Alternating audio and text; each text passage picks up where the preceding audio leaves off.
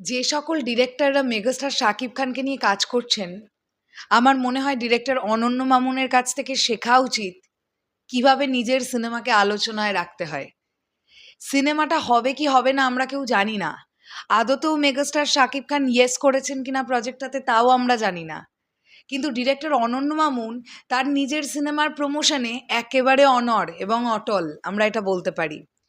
নানান পোস্টের মাধ্যমে নানানভাবে নিজের সিনেমাটাকে ইঙ্গিত দিয়ে যাচ্ছেন।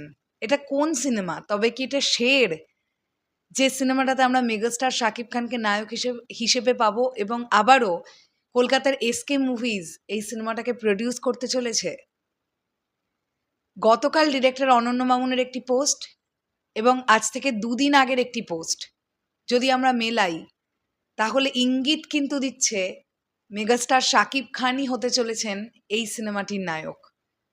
যদিও মেগাস্টার শাকিব খান সাইনিং করেছেন কিনা বা কতদূর কথাবার্তায় গিয়েছে এটা নিয়ে আমরা কেউ এখনো জানি না। তাহলে কি এই সিনেমাটা 2028 নাগাদ আসতে পারে? কারণ 2027-এর 2 ঈদে মেগাস্টারের 2 সিনেমা নাকি লক হয়ে গেছে, এমনটাই জানতে পারা যাচ্ছে। নাকি দরদের মতন এই সিনেমাটাও ঈদবিহীন রিলিজ করতে পারে 2027 সালে, সেটা বুঝতে পারছি না। দেখুন, অনন্য মামুনের পোস্ট নিয়ে যদি আমরা কথা বলি, আজ থেকে 2 দিন আগে অনন্য মামুন একটা পোস্ট করেন, এই যে সেই পোস্ট, আমি স্ক্রিনশট দিয়ে দিচ্ছি। আচ্ছা, শিকারি, নবাব, ভাইজান এলোরে, চালবাজ, এর পরের ধামাকা কি এসকে মুভিজের? যতগুলো সিনেমার নাম অনন্য মামুন লিখেছেন প্রত্যেক কটারই নায়ক মেগাস্টার শাকিব খান ছিলেন। শিকারি, নবাব, ভাইজান এলোরে, চালবাজ, প্রতিটার মানে নায়কই মেগাস্টার শাকিব খান ছিলেন। কাজে ইঙ্গিত এখান থেকে আসছে, তার মানে এসকে মুভিজের পরবর্তী ধামাকাটা কি যেটা মেগাস্টার শাকিব খান নায়ক হিসেবে আসছেন আবারও।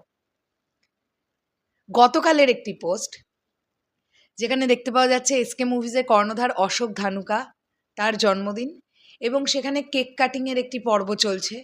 সেই ছবিও পোস্ট করে অনন্য মামুন লেখেন, এসকে মুভিজের কর্ণধার অশোক ধানুকার জন্মদিন, শুভ জন্মদিন পাপা, আমি ওনাকে পাপা বলেই ডাকি। এসকের পরিবারের সবাইকে নিয়ে জন্মদিনের কেক কাটা হলো।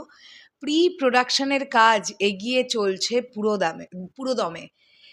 কিছু না কিছু তো একটা চলছে, নাহলে ডিরেক্টর অনন্য মামুন এখন এসকে মুভিজের অফিসে কি করছেন? হ্যাঁ, আমি জানি অশোক ধানুকার সঙ্গে অনন্য মামুনের রিলেশনটা সত্যিই বাবা ছেলের মতন। খুব ভালো রিলেশন তাদের, খুব ভালো বন্ডিং।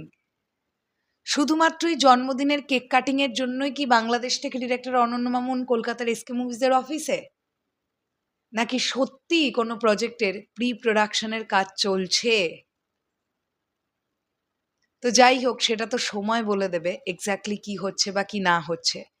তবে আমি আবারও চলে যাওয়ার আগে বলছি, মেগাস্টারকে নিয়ে যে সকল ডিরেক্টরসরা কাজ করছেন তারা এটা একবার দেখুন যে কিভাবে নিজের ছবিকে আলাপ আলোচনা প্রচার প্রচারণার মধ্যে রাখতে হয়। এটা অনন্য মামুনের কাছ থেকে শেখা উচিত।